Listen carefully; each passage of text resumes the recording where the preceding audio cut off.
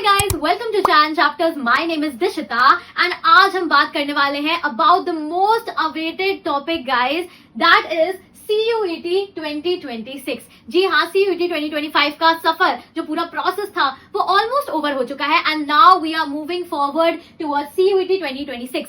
इस वीडियो में मैं आपको बताऊंगी CUET एग्जाम क्या होता है, everything about CUET and CUET 2026 का पैटर्न क्या रहने वाला है, eligibility, syllabus, how to start preparation, board exams के साथ CUET की प्रिपरेशन कैसे मैनेज करें, tips and tricks, top colleges, top universities under CUET exam and guys इसके साथ साथ पूरा आपको बताऊंगी कि कैसे आपको प्रिपरेशन करनी है एंड कभी कभार जो CUET एग्जाम बहुत फ्रस्ट्रेटिंग हो जाता है, इस बारे में भी आप लोगों को बताऊंगी। सो इन दिस सिंगल वीडियो आपके पूरे जो सारे डाउट्स है अबाउट CUET वो सॉल्व हो जाएंगे, तो एंड तक बने रहना, चैनल को जल्दी से कर लो सब्सक्राइब। तो गाइज सबसे पहले हम लोग स्टार्ट करते हैं कि CUET का मतलब क्या है। CUET की फुल फॉर्म है सेंट्रलाइज्ड यूनिवर्सिटी एंट्रेंस टेस्ट। ठीक है guys, centralised university entrance test ये एक एग्जाम है, एक सेंट्रलाइज्ड एग्जाम है जिसके अंडर बहुत सारी यूनिवर्सिटीज आती है, प्राइवेट भी एंड सेंट्रल भी, जिसमें आप एडमिशन का ट्राई कर सकते हैं। ये एक सेंट्रलाइज्ड एग्जाम है। कौन कंडक्ट कराता है? NTA, that is national testing agency इस एग्जाम को कंडक्ट कराती है। इसके अंडर 250 प्लस यूनिवर्सिटीज है गाइस, 250 प्लस यूनिवर्सिटीज, समझ रहे हो? उसमें से 49 प्लस जो है सेंट्रल यूनिवर्सिटीज है, बाकी प्राइवेट। तो आप देख रहे हो कि CUET देके आप कितने सारे यूनिवर्सिटीज के ऑप्शन आपके पास अवेलेबल है, कितने सारे यूनिवर्सिटीज में आप एडमिशन का ट्राई कर सकते हैं। गाइस इस एग्जाम से रिलेटेड बात करें पैटर्न की, सबसे पहले पैटर्न से शुरुआत करते हैं। एग्जाम होता है 1 घंटे का, 60 मिनट्स का आपका एग्जाम होता है एंड ऐसा नहीं है कि इसका एक सिंगल एग्जाम होता है। ये कोई नीट या जेई की तरह नहीं है कि एक ही दिन में आपके एग्जाम खत्म हो जाएगा, CUET खत्म हो जाएगा। इसमें आपके अलग अलग दिन एग्जाम्स होते हैं जिसमें आपको सेंटर पे जाकर एग्जाम देना पड़ता है। ठीक है, तो मैं एक सिंगल एग्जाम की बात कर रही हूँ, सिंगल टेस्ट की बात कर रही हूँ। वो एक सिंगल पेपर आपका 1 घंटे का होता है। आपके पास 60 क्वेश्चन होते हैं जिसमें से आपको 50 क्वेश्चन मैंडेटरी होता है करना, मतलब 60 दिए होते हैं क्वेश्चन, 50 आपको उसमें से अटेम्प्ट करने होते हैं। ठीक है, ईच पेपर, ठीक है, ईच पेपर जो है 250 मार्क्स का होता है। ठीक है, 250 मार्क्स का ईच पेपर होता है। कैसे? क्योंकि for every correct answer you get +5 marks, for every wrong answer यहाँ पे नेगेटिव मार्किंग है तो -1 हो जाता है एंड अगर आप क्वेश्चन अनअटेम्प्टेड छोड़ देंगे, अटेम्प्ट नहीं करते हैं, तो आपको मिलता है 0। तो अगर हम ऐसे लगाएं कि 50 × 5 तो क्या आपका आ जाएगा 250।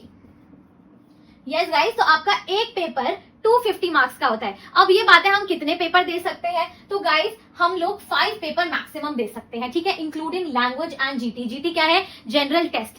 जो CUET होता है ना, उसमें लैंग्वेज का पेपर और जनरल एप्टीट्यूड का पेपर आपको देना ही पड़ता है विद द डोमेन पेपर। ये सारी बातें मैं आगे बताऊंगी। सबसे पहले ये समझ लो कि मैक्सिमम आप 5 पेपर दे सकते हैं। ठीक है, तो अगर हम 5 पेपर के हिसाब से कैलकुलेट करें तो 250 का हर पेपर है इंटू 5 मेक्स इट 1250। ठीक है, 1250 आपके टोटल मार्क्स हो जाते हैं जिसमें से आपका CUET स्कोर जो है निकाला जाता है। ठीक है, ये एक कंप्यूटर बेस्ड टेस्ट होता है जो आपको सेंटर पे जाके देना होता है। ठीक है, तो आपको सेंटर्स दिए जाते हैं। हो सकता है आपके CUET एग्जाम के जो है 2-3 दिन में आपके डिवाइडेड है CUET एग्जाम, तो सेंटर जो है आपके डिफरेंट हो, बट मोस्टली जो है सेम ही होते हैं। तो सेंटर आपको प्रोवाइड कराया जाता है फॉर CUET एग्जाम। वहां पर जाकर आपको पेपर लिखना नहीं है, बल्कि आपको कंप्यूटर बेस्ड टेस्ट होता है। पूरा पेपर जो है MCQ बेस्ड होता है, ये ध्यान रखना। कोई सब्जेक्टिव एग्जाम नहीं है, ये MCQs होते हैं, ऑप्शंस दिए होते हैं, कंप्यूटर बेस्ड। आपको जो है उन्हें अटेम्प्ट करना होता है। 5 मार्क्स मिलते हैं हर सही आंसर के, 1 कट जाएगा अगर गलत कर दिया, 0 मिलेगा अगर आपने अटेम्प्ट नहीं करा है।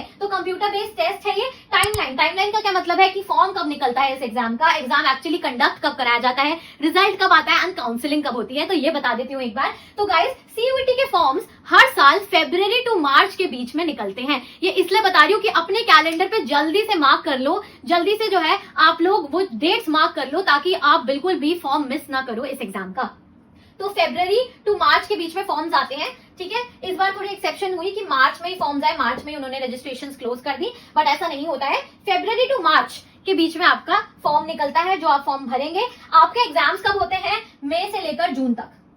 ठीक है, स्पेशली गाइस जो कंफ्यूज बिल्कुल मत होना, यहाँ पे मैं CUET UG की बात कर रही हूँ, PG की बात नहीं कर रही हूँ। ठीक है, PG का मैं सेपरेट वीडियो बनाऊंगी, तो मैं उसकी बात कर रही हूँ कि एग्जाम आपका मई टू जून के बीच में होता है। मई से लेके हो सकता है कुछ बच्चों के जो एग्जाम्स है वो जून में ही आए और जून में ही खत्म हो जाए, हो सकता है कि किसी के मई से लेकर जून तक चल रहे हो, तो ऐसा होता है। ये एक सिंगल डे एग्जामिनेशन नहीं है। ठीक है, जो एक दिन में खत्म हो जाएगा लाइक जेई नीट, ऐसा बिल्कुल नहीं है। ये भाई चलता रहता है पूरे 1-1 महीने बोर्ड्स की तरह। ठीक है। तो मई से जून तक एग्जाम, रिजल्ट कब आएगा आपका? जुलाई में आपका रिजल्ट आ जाता है, जुलाई तक आपका रिजल्ट आ जाता है, ठीक है। जुलाई फर्स्ट वीक सेकंड वीक तक आपका रिजल्ट आ जाता है। काउंसलिंग प्रोसेस कब से स्टार्ट होता है? जुलाई से लेकर अगस्त तक आपका मेन काउंसलिंग सेशन रहता है, क्योंकि यूजुअली क्या होता है 1 अगस्त से मोस्टली क्लासेस शुरू होती हैं, या कुछ यूनिवर्सिटीज की, दिल्ली यूनिवर्सिटी की मैं स्पेशली बात कर रही हूँ, तो अगस्त में 1 अगस्त से क्लासेस शुरू हो जाती हैं। बाकी यूनिवर्सिटीज की जो है आगे पीछे चलता रहता है, बट पूरा जो है मेन काउंसलिंग सेशन आपका जुलाई टू अगस्त रहता है। बट फॉर सम यूनिवर्सिटीज जुलाई से लेकर सितंबर अक्टूबर तक भी आपका काउंसलिंग सेशन चलता है, तो ये 2-3 महीने 3-4 महीने जो है आपके काउंसलिंग में जाते हैं। सो गाइज, ये तो आपकी टाइमलाइन थी। अब जल्दी से डिस्कस कर लेते हैं इसका पूरा सिलेबस। तो सिलेबस जो है ना वो आपका 3 पार्ट्स में डिवाइडेड होता है, 3 इसके भाग हैं। फर्स्ट है आपका लैंग्वेज, सेकेंड इज डोमेन के सब्जेक्ट्स, थर्ड होता है आपका जनरल एप्टीट्यूड टेस्ट। तो language and general aptitude test तो आपका इंक्लूडेड होता ही है। जनरल एप्टीट्यूड टेस्ट ही एक जो है नया पार्ट होता है जो बच्चे अलग से पढ़ते हैं, वरना लैंग्वेज भी आपने पढ़ी होती है अपने स्कूल टाइम में, ठीक है। 12th तक कोई लैंग्वेज तो पढ़ी ही होती है, एंड डोमेन का भी जो सब्जेक्ट है आपका वो भी आपने पढ़ा ही होता है। जनरल एप्टीट्यूड टेस्ट ही एक अलग होता है। अब बारी बारी बता देती हूँ हर हिस्से के बारे में। तो लैंग्वेज में क्या होता है, जैसे हिंदी, इंग्लिश, संस्कृत, ऐसी बहुत सारी लैंग्वेज है, तमिल, तेलुगु, आपकी जो भी है पूरी लिस्ट भी है यार, आप उसमें से देख लेना। मोस्टली लोग जो है इंग्लिश का टेस्ट देते हैं, क्योंकि इंग्लिश ही मोस्टली बच्चों ने पढ़ी रहती है, मोस्ट ऑफ द स्टूडेंट्स ने, ठीक है। तो लैंग्वेज आप कोई भी जो है सिलेक्ट कर सकते हैं जो आपने पढ़ी हो 12th तक, ठीक है, एंड जिसमें जो है आपने 12th तक पढ़ा हो, बोर्ड एग्जाम दिया हो, तो कोई भी लैंग्वेज, ठीक है। मोस्टली बच्चे इंग्लिश देते हैं। डोमेन क्या है? डोमेन वो सब्जेक्ट है, योर स्ट्रीम, आपकी +2 में क्या स्ट्रीम रही है, ठीक है। जैसे साइंस रहती है बच्चों की, बायो, फिजिक्स, केमिस्ट्री, ठीक है, या पॉल आपके humanities, pol science, geography, history, ठीक है। तो आप अपना डोमेन जो है सिलेक्ट करते हैं, history, Paul, bio, maths etcetera, ठीक है। एंड जनरल एप्टीट्यूड टेस्ट क्या है गाइस? जनरल एप्टीट्यूड टेस्ट में फर्स्ट चीज आपकी आती है logical reasoning.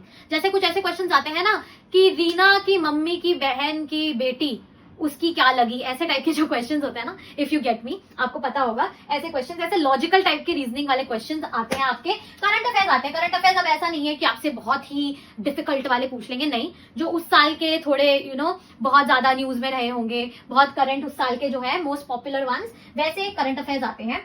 And quantitative aptitude test, थोड़े मैथ्स रिलेटेड आपके लॉजिकल वाले, क्वांटिटेटिव वाले क्वेश्चन आते हैं। इस सब की जो है तैयारी, इस सब की गाइडेंस मैं इस चैनल पे कराऊंगी गाइज, तो चाहे अन चैप्टर से जुड़े रहना, ठीक है। बिल्कुल परेशान मत होना। पर्सनली मैं बताऊं ना, सीयूईटी एग्जाम ऐसा नहीं है कि जेई या नीट की तरह बहुत ज्यादा ऐसे मुश्किल होता है, ऐसा बिल्कुल भी नहीं है। बहुत अच्छा एग्जाम है, बहुत इजी एग्जाम है। अभी दैट इज, अब आपका सितंबर चल रहा है, आप अभी से भी तैयारी शुरू करेंगे ना तो बहुत अच्छे से आपकी प्रिपरेशन हो जाएगी। अगर आप हफ्ते में अलग से देखो, आप ये सब चीजें तो पढ़ रहे हो, देखो लैंग्वेज भी आप स्कूल में पढ़ोगे, बोर्ड के लिए भी पढ़ोगे, डोमेन्स भी आप अपने बोर्ड के लिए पढ़ोगे, ठीक है, स्कूल में पढ़ोगे, है ना। आपको अलग से जो है जनरल एप्टीट्यूड का ही जो है तैयारी करनी होगी, ठीक है। तो ज्यादा आपका टाइम नहीं जाएगा। आप अगर जो है हफ्ते में जनरल एप्टीट्यूड को 1 घंटा भी दे रहे हैं ना, बहुत इजीली प्रिपरेशन हो जाती है, बहुत ज्यादा प्रॉब्लम की बात नहीं है। अब अगर मैं बात करूं कि हमें ये सारे डोमेन्स के पेपर देने होते हैं, नहीं, मैंने बोला ना कि मैक्सिमम पेपर आप 5 दे सकते हैं, including language and general test. मतलब 5 पेपर तो तब हुए अगर मैंने डोमेन भी अपने तीनों दे दिए, है ना।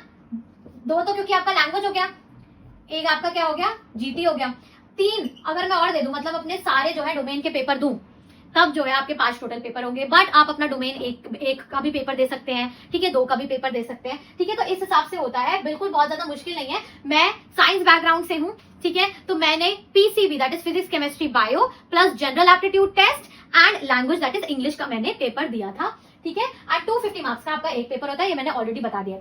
अब सीयूईटी एग्जाम में ना सब्जेक्ट मैपिंग सबसे ज्यादा इंपॉर्टेंट है। अब आप लोग पूछोगे सब्जेक्ट मैपिंग क्या है, ठीक है। सब्जेक्ट मैपिंग ना 2 तरीके से होती है। जैसे अगर मैं दिल्ली यूनिवर्सिटी की बात करूं, ठीक है, स्पेशली क्योंकि मैं दिल्ली यूनिवर्सिटी 3rd ईयर की स्टूडेंट हूं, तो दिल्ली यूनिवर्सिटी की बात करूं तो आपने जो 12th क्लास में सब्जेक्ट्स पढ़े हुए हैं ना डोमेन में, आपको वही चूज करने होते हैं सब्जेक्ट मैपिंग में भी, ठीक है। बट बहुत जो ऐसी यूनिवर्सिटीज हैं वो जरूरी नहीं है कि आपको यही कहें कि जो आपने 12th में पढ़ा था वही वाले सब्जेक्ट्स आप जो है उनके एग्जाम ही दे सकते हैं। बट जैसे दिल्ली यूनिवर्सिटी के लिए मैं स्पेसिफिकली आपको बता रही हूँ, तो ऐसा कुछ नहीं है। बट सब्जेक्ट मैपिंग आपकी जो है ये आपकी बहुत इंपॉर्टेंट होती है। क्या मतलब है कि आपको जो आपने 12th में सब्जेक्ट्स पढ़े हैं वो आपको वही जो है जिसके आपने बोर्ड दिया है वही आपको जो है सिलेक्ट करने होते हैं सब्जेक्ट मैपिंग में। तो this is subject mapping, subjects के कॉम्बिनेशन बिठाना ये बहुत ज्यादा इंपॉर्टेंट है। सब्जेक्ट मैपिंग का एक बहुत इंपॉर्टेंट पार्ट है कोर्स एलिजिबिलिटी चेक करना। अब इसका क्या मतलब है, यहाँ पे भी लिखा हुआ मैंने, check course eligibility for specific universities on websites. ठीक है, वेबसाइट पे जो भी आप कोर्स करना चाहते हो ना, फॉर एग्जाम्पल आपको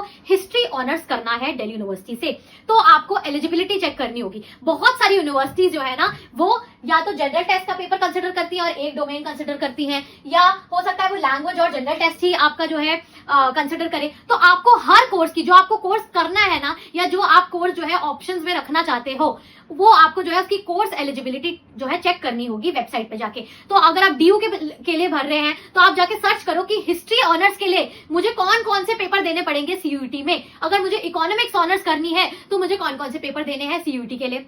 वैसे ही बनारस हिंदू यूनिवर्सिटी में अगर मुझे जाना है तो आप चेक करो कि मुझे अगर बॉटनी ऑनर्स करना है तो मुझे क्या क्या जो है सब्जेक्ट के पेपर देने पड़ेंगे सीयूईटी में। तो आपको ऐसे कोर्स, अपना जो आप कोर्स करना चाहते हो उस हिसाब से आपको एलिजिबिलिटी चेक करनी होगी हर यूनिवर्सिटी की, जो आप अप्लाई करेंगे, जिसके लिए आप अप्लाई करेंगे, क्योंकि हर यूनिवर्सिटी की अलग अलग एलिजिबिलिटी होती है। तो इसलिए आपकी सब्जेक्ट मैपिंग, सब्जेक्ट कॉम्बिनेशन बिठाना बहुत ज्यादा जरूरी है। ऐसा नहीं है कि आपने किसी एग्जाम का कोई अलग ही टाइप का सब्जेक्ट का पेपर दे दिया एंड देन आपको कोई कोर्स कुछ और ही करना था, तो अब आप वो कोर्स कर नहीं पाओगे, उसमें बाद में आपको एलिजिबिलिटी नहीं दिखाएगा, बिकॉज आपने उसकी एलिजिबिलिटी चेक नहीं करी कि कौन कौन से सब्जेक्ट रिक्वायर थे उस कोर्स के लिए। तो ये चेक करना बहुत इंपॉर्टेंट है। फॉर एग्जांपल मैंने बोल दिया भाई अगर हिस्ट्री ऑनर्स करोगे तो हिस्ट्री का पेपर तो देना पड़ेगा ना, हिस्ट्री का पेपर तो करना कंपलसरी है।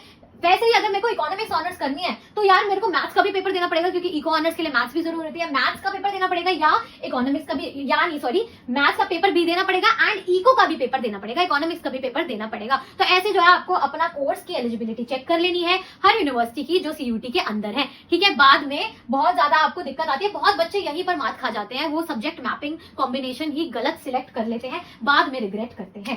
ठीक है, नेक्स्ट बात करें एलिजिबिलिटी की। सीयूटी की एग्जाम की एलिजिबिलिटी क्या है? तो ऐसा कोई एलिजिबिलिटी गाइस है नहीं। 12th आपको पास होना चाहिए, 12th pass with minimum percentage, आप एक बार वो चेक कर लेना साइड से। 12th आपको पास हो जाना चाहिए या आप अपीयरिंग होने चाहिए। मतलब हो सकता है ना कि आपका रिजल्ट तब तक ना आए, है ना। ठीक है, बहुत बच्चों का नहीं आता है ना, बहुत बच्चों का एग्जाम मिस हो जाता है, वो बाद में देते हैं एग्जाम बोर्ड का, तो बाद में रिजल्ट आता है। तो या तो आप 12th अपीयरिंग होने चाहिए या तो आप 12th पास होने चाहिए, एक तो ये क्राइटेरिया है। उसके बाद यहाँ पे कोई एज लिमिट नहीं है गाइस, तो परेशान। तो गाइस अब बात कर लेते हैं रिजल्ट के बारे में। सीयूईटी का रिजल्ट कब आता है, कट ऑफ क्या होती है, ठीक है, कट ऑफ हर यूनिवर्सिटी की, एंड इसके साथ साथ बताऊंगी कि बोर्ड्स के साथ साथ आप सीयूईटी की प्रिपरेशन कैसे स्टार्ट कर सकते हैं, कैसे आपको करनी है। तो यार मैंने आपको बता दिया रिजल्ट कब आता है, आपका रिजल्ट जुलाई में आ जाता है सीयूईटी का। ठीक है, देन आपको जो भी सीयूईटी स्कोर एक्सेप्टिंग यूनिवर्सिटीज होंगी उसमें आपको अपना सीयूईटी स्कोर फिल करना पड़ेगा इंडिविजुअली। फॉर एग्जांपल मुझे दिल्ली यूनिवर्सिटी में जो है एडमिशन लेना है, तो अब मैं अपना सीयूईटी स्कोर मेरे कोर्स के हिसाब से, कोर्स की एलिजिबिलिटी के हिसाब से फिल करूंगी। ठीक है, डीयू के वेबसाइट पे जब उनका फॉर्म निकलेगा, जब बीएचयू का फॉर्म निकलेगा उसमें अपना सीयूईटी स्कोर भरूंगी। ठीक है, तो ऐसे आपको रिजल्ट आने के बाद अपना सीयूईटी स्कोर करना है। कैलकुलेट की जो है बात करें, कैलकुलेशन की हम बात करें, तो उसके लिए आपको अपना स्कोर देखना होगा according to your course eligibility. ठीक है, कोर्स एलिजिबिलिटी के हिसाब से आपको अपना स्कोर कैलकुलेट करना पड़ेगा। फॉर एग्जाम्पल अगर मुझे बॉटनी ऑनर्स करनी है, अपनी ग्रेजुएशन में, तो उसके लिए मोस्टली क्या चाहिए होता है सीयूटी वालों को कि आप 1 लैंग्वेज का पेपर दे दो प्लस 3 डोमेन सब्जेक्ट्स का पेपर दे दो। ठीक है, मतलब फिजिक्स, केमिस्ट्री, बायो का मैं पेपर दूंगी प्लस 1 लैंग्वेज का मैं पेपर दूंगी अगर मुझे बॉटनी ऑनर्स करना है। तो उसका उतने एग्जाम का जो है मैं कैलकुलेट करूंगी, अपना स्कोर टोटल कैलकुलेट करूंगी और फिर कितने मेरे मार्क्स आए हैं उसमें से। ठीक है, तो मेरे टाइम में क्या था, मैंने सेम कॉम्बिनेशन दिया था, बायो, फिजिक्स, केमिस्ट्री, मैंने लैंग्वेज दिया था, तो मेरे टोटल 800 थे। 800 नंबर में से मेरे 647 आए थे। ठीक है, तो हर किसी का टोटल अलग हो सकता है according to your course eligibility. Okay, and cut off की बात करें तो वो पूरी डिफरेंट जाती है। ठीक है, cut off is different for every course and university. तो कट ऑफ भी जो है आपको बाद में निकाली जाती है, जब आपका स्कोर आता है तब आपकी कट ऑफ हर यूनिवर्सिटी की, हर कोर्स की अलग होती है। तो आपके कोर्स एंड कॉलेज जो आपको जाना है उसका जो है सीयूईटी का कट ऑफ आपकी डिफरेंट होगी। और एक और एग्जाम्पल मैं यहाँ पे लेना चाहती हूँ कि जैसे फॉर एग्जाम्पल मुझे जर्नलिज्म करना है दिल्ली यूनिवर्सिटी से। ठीक है, तो उसके लिए मोस्टली क्या चाहिए होता है कि आप जनरल एप्टीट्यूड का टेस्ट दे दो, एंड आप एक लैंग्वेज का पेपर का टेस्ट दे दो, ठीक है। अगर मैंने ये दोनों पेपर दिए हैं तो I am eligible for journalism का प्रोग्राम इन दिल्ली यूनिवर्सिटी। तो यही मैं बोल रही हूँ कि सब्जेक्ट मैपिंग बहुत जरूरी है, एंड सब्जेक्ट मैपिंग आपकी सही होगी आपके कोर्स के हिसाब से, तभी आप बाद में अच्छे से कैलकुलेट कर पाएंगे कि आप किस किस प्रोग्राम के लिए एलिजिबल है, एंड आपको जो कोर्स करना है आप उसके लिए एलिजिबल है कि नहीं। तो subject mapping is really important. अब मैं आपको बताना चाहती हूँ कि बोर्ड्स प्लस सीयूईटी, आप कहोगे कि यार सीयूईटी के लिए कोई बड़ी कोचिंग लगानी पड़ेगी क्या, या हमें बहुत ज्यादा अलग से इसमें टाइम देना पड़ेगा? तो गाइस ऐसा बिल्कुल भी नहीं है। बोर्ड्स के साथ साथ आप जो बोर्ड्स की तैयारी करेंगे ना, उसमें आपकी 80% सीयूईटी की तैयारी आराम से हो जाएगी। कैसे, ये बता देती हूँ। तो आपको जो है, आपको सिर्फ एक्स्ट्रा एक ही सब्जेक्ट पढ़ना है, that is general aptitude test, क्योंकि लैंग्वेज भी आपने क्लास 12 तक पढ़ी होगी, आप उसका बोर्ड एग्जाम भी देंगे, एंड आपने डोमेन सब्जेक्ट्स भी अपने पढ़े होंगे क्लास 12 में, आप उसका भी जो है बोर्ड एग्जाम्स देंगे। आपके लिए डिफरेंट क्या रहेगा, सिर्फ जनरल एप्टीट्यूड टेस्ट। और उसके लिए क्या करना है, अगर आप 1 घंटा भी दे रहे हैं ना जनरल एप्टीट्यूड टेस्ट को सिर्फ एक हफ्ते में, तब भी आपकी सीयूईटी की प्रिपरेशन आराम से हो जाएगी, बोर्ड्स की भी हो जाएगी एंड सीयूईटी की भी साथ साथ हो जाएगी। सिर्फ 1 घंटा देना है आपको जीएटी को हर वीक। 1 घंटा देने का क्या मतलब है, आप प्रैक्टिस करो मॉक पेपर्स, ठीक है। एमसीक्यू ज्यादा से ज्यादा प्रैक्टिस करो, क्योंकि ये बोर्ड एग्जाम्स की तरह नहीं है कि आपको सब्जेक्टिव आंसर्स लिखने होंगे, आपको कंप्यूटर बेस्ड जो है एमसीक्यूज आएंगे, एमसीक्यूज आपको सॉल्व करने हैं, तो एमसीक्यूज की प्रैक्टिस आपको करनी होगी, एंड आपको जो है पीवाईक्यूज प्रैक्टिस करने पड़ेंगे। हर वीक आप प्रिपेयर करिए, कुछ टॉपिक पढ़िए जीएटी का, उसके बाद उसका मॉक लगाइए, ठीक है, मॉक टेस्ट पेपर सॉल्व करिए, ठीक है। इससे इजीली आपका जो है प्रिपरेशन हो जाएगी। Also there is no need of taking any coaching. Guys मैं भी जब क्लास 12 में थी, मेरे को बहुत एंड में पता चला था अबाउट सीयूईटी, तो मेरे पास तो ऑप्शन भी नहीं था, ना कि टाइम था मेरे पास मैं कोचिंग जा पाऊं। बट बहुत सारे मेरे ऐसे फ्रेंड्स थे, ऐसे पीयर्स थे जो एक्चुअली कोचिंग जाते थे सीयूईटी की, बट उससे भी उनका कुछ ज्यादा फायदा नहीं हुआ, ठीक है। तो मेरी बात समझ रहे हो, जरूरी नहीं है, आपको जरूरी नहीं है कि आपको कोचिंग को जाना ही है, क्योंकि ये ऐसा कोई एग्जाम नहीं है जिसके लिए आपको पर्टिकुलर कोचिंग चाहिए हो कि आप रोज जो है 3-3 4-4 घंटे जा रहे हैं। नहीं, आप बोर्ड्स की तैयारी पे फोकस करिए, साथ ही साथ आपकी इसकी भी तैयारी हो जाएगी। आपको बस कंसिस्टेंट रहना है एंड जीएटी को बहुत ज्यादा टाइम देना है अच्छे से। बाकी अपना लैंग्वेज डोमेन आप साथ साथ स्ट्रॉन्ग करते जाना, उसके भी एमसीक्यूज वगैरह प्रैक्टिस करते रहना। So there is no need of coaching. Almost सारा सीयूईटी का मटेरियल आपको ऑनलाइन अवेलेबल है, एंड मैं भी आपको सीयूईटी की सारी गाइडेंस प्रोवाइड करूंगी इस चैनल पे। Everything, how to score marks, कितने अच्छे हम लोग मार्क्स, मैक्सिमम मार्क्स कितना हम लोग स्कोर कर सकते हैं, ठीक है। एंड आपको पूरी गाइडेंस प्रोवाइड करूंगी अबाउट सीयूईटी, मैंने कैसे अच्छा स्कोर करा था, मेरा क्या स्ट्रैटेजी थी, ठीक है। सारी चीजें मैं आपको बताऊंगी, तो आपको बिल्कुल परेशान नहीं होना। सारा मटेरियल अगर मेरे से नहीं देखना, तो ऐसे बहुत सारे यूट्यूबर्स हैं जो इतनी सारी चीजें, इतने सारे मटेरियल आपको अवेलेबल है, तो आप अपने पैसे उसमें वेस्ट मत करो। ऑनलाइन फ्री मटेरियल आपको प्रोवाइडेड रहेगा। मेरे पे भरोसा करते हो, इफ यू ट्रस्ट मी, तो मैं भी बहुत अच्छी प्रिपरेशन कराने वाली हूँ सीयूईटी की, ठीक है गाइस। तो ये आपका पूरा था, बोर्ड्स एंड सीयूईटी की प्रिपरेशन आपकी आराम से हो जाएगी, तो बिल्कुल टेंशन मत लेना।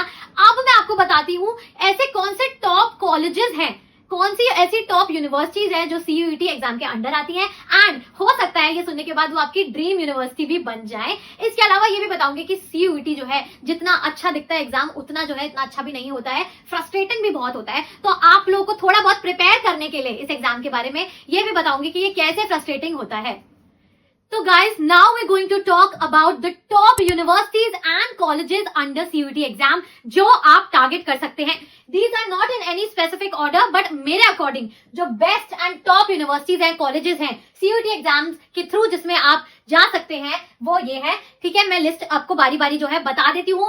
नंबर 1 पे, ठीक है, मैंने यहाँ लिखा है दिल्ली यूनिवर्सिटी। दिल्ली यूनिवर्सिटी के स्पेसिफिक कॉलेजेस की बात करें तो Hindu college, Hansraj college, SRCC, Saint Stephen's, ये जो है सारे कॉलेजेस टॉप कॉलेजेस हैं, नॉर्थ कैंपस के टॉप कॉलेजेस हैं दिल्ली यूनिवर्सिटी में। सो आपके लिए टॉप में दिल्ली यूनिवर्सिटी मैंने लिखा है। Then Jawaharlal Nehru university, very nice university. ये सारी सेंट्रल यूनिवर्सिटीज की बात कर रही हूँ मैं। Then Jamia Millia Islamia, Aligarh Muslim university, university of Hyderabad and BHU, that is Banaras Hindu university. ये सारी टॉप सेंट्रल यूनिवर्सिटीज हैं ऑफ CUET, थ्रू CUET, जिसमें आप एडमिशन ले सकते हैं। प्राइवेट भी बहुत सारी यूनिवर्सिटीज हैं, ठीक है। बेस्ट जो है that is DTU, IPU, Amity भी जो है आपका ऑप्शन रहती है, अच्छा ऑप्शन रहती है under your private universities. But Delhi technological university very nice, and IPU, ठीक है, बहुत अच्छा ऑप्शन रहती हैं ये सारी यूनिवर्सिटीज आपके लिए। एंड मैं भी दिल्ली यूनिवर्सिटी में हूँ, तो आई नो कि भाई मोस्ट ऑफ द स्टूडेंट्स जो CUET देते हैं वो दिल्ली यूनिवर्सिटी टारगेट करने के लिए ही देते हैं। तो गाइस आप लोग ये जो है इस सारी यूनिवर्सिटीज पे रिसर्च करिए, आपको जो कोर्स करना है टॉप यूनिवर्सिटीज टारगेट करिए, ठीक है। एंड अब मैं आपको बता देती हूँ why CUET is frustrating guys. CUET जो है हर एग्जाम की तरह जो है सिंपल एग्जाम नहीं होता कि आपका जेई का एग्जाम जैसे जितना सॉर्टेड होता है, ठीक है। नीट का एग्जाम तो चलो छोड़ो, नीट के एग्जाम में भी बहुत दिक्कत आई है लास्ट 1-2 साल से, बट जैसे जेई का एग्जाम सॉर्टेड होता है, यूपीएससी का एग्जाम सॉर्टेड होता है, बहुत सारे ऐसे आपके एंट्रेंस एग्जाम्स होते हैं जो सॉर्टेड होता है। सीयूईटी जो है बहुत फ्रस्ट्रेटिंग लगता है मुझे पर्सनली। क्यों? Because it is not a one day exam. ऐसा नहीं है कि आप एक दिन में जाकर आप एग्जाम दे देंगे। एक जैसे मैंने यूपीएससी का एग्जांपल ले लिया, बट दैट इज रॉन्ग, वो भी वन डे नहीं होता। बट यार सॉर्टेड भी नहीं होता ये सीयूईटी जो है, ये वन डे एग्जाम नहीं है यार कि आप एक ही दिन में जो है आप एग्जाम देकर आकर फ्री हो जाए। नहीं, आपके एग्जाम 3-3, 4-4 दिन चलेंगे। आपका एग्जाम अगर हो सकता है एक मई में हो सकता है दूसरा एग्जाम आपका जून में हो। तो यार ये थोड़ा फ्रस्ट्रेटिंग हो जाता है इस चीज की वजह से। It goes on for a month. यही मैं कह रही हूँ ना कि मई जून तक एग्जाम चलते रहते हैं, तो ऐसा लगता है बोर्ड्स ही दे रहे हो आप फिर से, क्योंकि एक एक महीना चल रहा है। आपको बहुत फ्रस्ट्रेटिंग हो जाता है, आपको सेंटर्स पे जाना पड़ता है एग्जाम देने के लिए अलग अलग, तो इट्स वेरी फ्रस्ट्रेटिंग। एंड जो काउंसलिंग प्रोसेस होता है ना, सबसे ज्यादा काउंसलिंग प्रोसेस में आपको दिक्कत आती है। दिल्ली यूनिवर्सिटी का स्पेशली बात करूं, इतना लंबा काउंसलिंग प्रोसेस चलता है आपका, जुलाई से लेकर सितंबर अक्टूबर तक आपका जो है चलता रहता है। इतना फ्रस्ट्रेटिंग होता है। प्रेफरेंस शीट जो है उसमें बनाना, अपने प्रेफरेंसेस जो आप सिलेक्ट करते हो कॉलेज के लिए कि आपको हिंदू चाहिए, हंसराज चाहिए, आप वो पूरा प्रेफरेंसेस बनाते हो अपनी, इतना फ्रस्ट्रेटिंग होता है, इतना कॉम्प्लेक्स प्रोसेस होता है। ऐसे ही बाकी सेंट्रल यूनिवर्सिटीज का भी जो है काफी फ्रस्ट्रेटिंग होता है ये counselling process. And these all points make CUET exam really frustrating. But ऐसा नहीं है कि एग्जाम जो है ये एकदम फालतू है, ये बहुत इंपॉर्टेंट एग्जाम है, बहुत ज्यादा मुश्किल नहीं है ना, तो इसकी वजह से आपको मतलब ये एक गुड ऑप्शन रहता है आपके लिए। बहुत ज्यादा ऐसा नहीं है कि ये मुश्किल है, it is a very good option. Government colleges आप जो है मोस्टली टारगेट करिए अगर आप सीयूईटी दे रहे हैं तो, बहुत मतलब क्योंकि बहुत सारे गवर्नमेंट कॉलेजेस में ही अब सिर्फ सीयूईटी एग्जाम के थ्रू आपका एडमिशन होता है, तो गवर्नमेंट एग्जाम्स हमें प्राइमरीली टारगेट करने हैं। सो या गाइस दैट्स इट, मैंने आपको पूरी डिटेल्स दे दी है अबाउट सीयूईटी 2026। एंड आगे इस चैनल पे बहुत सारी प्रिपरेशन एंड बहुत स्ट्रैटेजीज मैं बताऊंगी अबाउट सीयूईटी एग्जाम, तो प्लीज चैनल से जुड़े रहना। अगर आप चाहते हैं कि मैं आपको बेस्ट चैनल्स बताऊं पर्टिकुलर सब्जेक्ट्स की प्रिपरेशन के लिए, तो कमेंट डाउन कर दो सीयूईटी जल्दी से। And I will see you in the next video. Bye bye.